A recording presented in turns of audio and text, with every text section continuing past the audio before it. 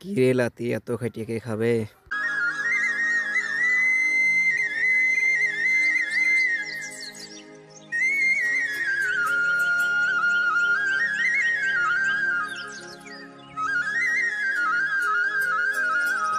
মা নানালি কি তরকারি নিয়ে এসেছি বলছি তো পোল্ট্রি কে নিয়ে আনতে বললো। হ্যাঁ আমি না খাই রাত দিন খাচ্ছি টাকা পয়সা নিয়ে লেগে। তোমাদের শ্বশুর শাশুড়ি হয়তো পোল্ট্রি লেলো তুমি চুলি আমরা আমার শ্বশুর শাড়ি কোনোদিন আসবে না, তার আগে আমি মানা করে দিয়েছি। ভাই মা আমি আর তোর এই সংসারে থাকবো না, আমার তুই ভিনু করে দে। তাহলে তুই ভিনু হবে তো যা ভিনু হবে, তাহলে তোকে আর এর সাথে খাবো না, আমি আলাদা রান্না খাবো, রাঙ্গা তাড়াতাড়ি ভাত রাঙ্গা। আমি ভিন্ন হব না। আমার মুখের প্রতি কথা বলছিস তুই?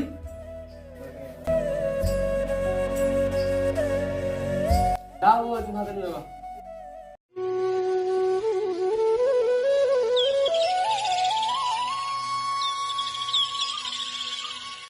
মাঠে যাচ্ছি নাকি? তো কতদিন ধরে গোস খাবো বলছো? না না গোস ফোস হবে না, সামনে কুরবানি এসছে, একবারে কুরবানি দিয়ে গোস খাই নেবে। আমি চলে এলো মাঠে। ইরে বাবা রে, এত রোদ গরম বাসা যাচ্ছে না।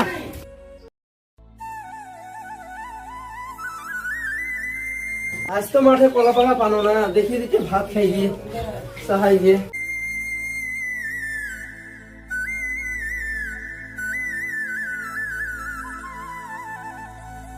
কই রে মাঠে আজ তো কলা পাকা পানো না, খুব খিদে লেগেছে, দে দিতে ভাত দে খাই।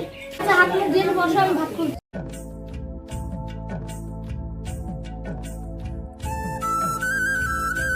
রাসো খেয়ে নাও।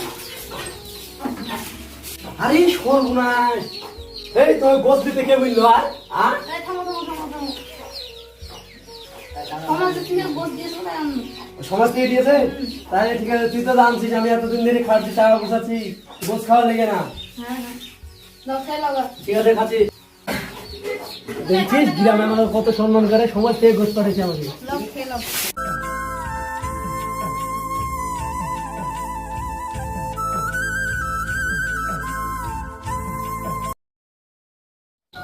ভাই তুমি আপনার আমার মন মতো দেখছি। ঠিক আছে তাহলে আমি খাই দিয়ে আসছি।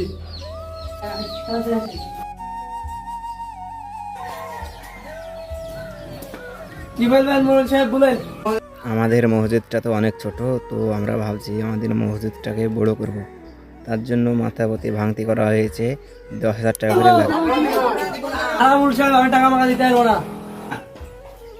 আমি আমি ওই পাড়ার সমাজে যাবো, আমি থাকবো না আপনার সমাজে। ঠিক আছে, ওই পাড়া সমাজে যাওয়া তো চলে যাও। ঠিক আছে আমি চলে যাবো। ঠিক আছে, মোড়ল সাহেব আর কথা কোনো মনে করেন না, ওই দিবে এ দিবে, আমি দিতে পারবো না টাকা মাকা সব। আমি দিব না, তাহলে আমি ওই পাড়ার সমাজে চলে এলো।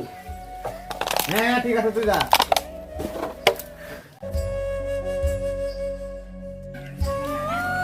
এই তোমাদের বাড়িতে কি যাচ্ছিলাম? কিসের লেগে? এই তোমার তো বাড়িতে কেউই নাই, দেখুন তোমার বাড়িতে ছেলে আছে তো কাঁদছে না নাকি? আমার বোন আর আমার বউকে তাড়িয়ে দিয়েছি বাপের বাড়ি। এই তো নতুন জায়গায় কবর কবর কিনছে, তো টাকা লাগবে, টাকা দেবেন না? কত টাকা লাগবে? 20,000। 20,000? জীবনে তো খালি খাই গেছি, কিন্তু কোনদিন মাংস খাইনি টাকা গুছানি লেগে। আর 20,000 টাকা আমাকে আমি দিতে পারবো না, আমি চলে যাবো, আমি এই সমাজে থাকবো না। হ্যাঁ ঠিক আছে, পরে দেখবো।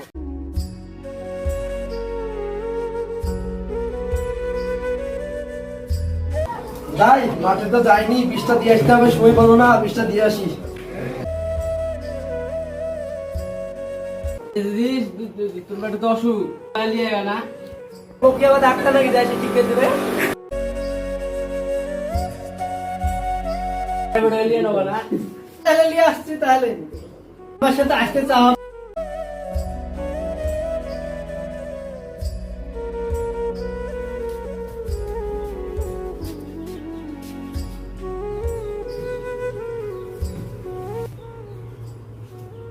কি হয়েছে বাপ, তোর কি হয়েছে?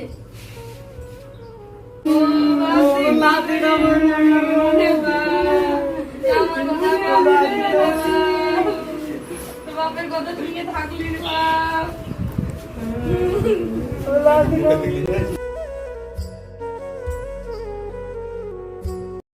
বাপ তুই কি করে মন্দিরে? তুমি আমার ছেলেকে হাত দিবা না। দিয়ে তো তুমি কলকাতা দিয়ে গেল টাকার মায়া করিয়ে, তো ছেলেটা মরে গেল।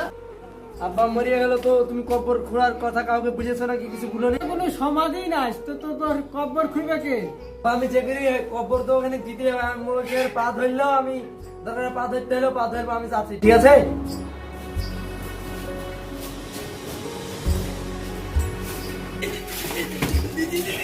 মোড়ল সাহেব, আমার ছেলে তোমার কবর করে ব্যবস্থাটা করুন। কি ব্যবস্থা করবো? তুমি তো কোনো সমাজই নাই।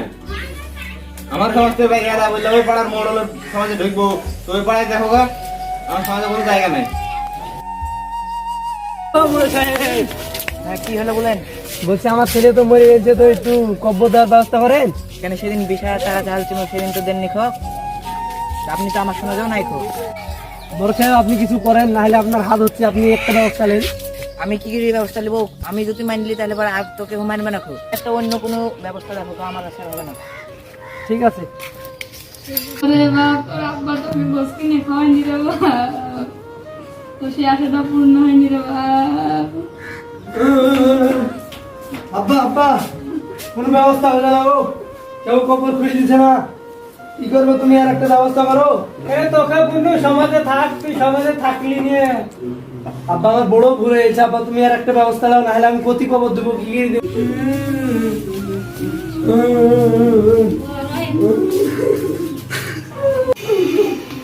মোড়ল সাহেব, কিছু ব্যবস্থা করলেন? হ্যাঁ, ব্যবস্থা সবই হয়ে গেছে।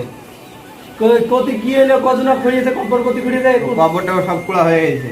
তাই? হ্যাঁ, তোমার তো সয় সম্পত্তি কিছুই কম দেয়নি আল্লাহ, তাও তুমি কিপটিমি করো কেন? একদিন গোস কিনে খাও না, এ করো না। আমার ভুল হয়েছে মোড়ল সাহেব, আপনার হাত ধরছি, জীবনে আর এরকম কোনোদিন হবে না মোড়ল সাহেব। আমার আপনাদেরকে বলছি, যে কোনো কাজ করার আগে অনেক ভেবেচিন্তে করবে, না হলে পরিস্থিতি হাল এরকমই হবে।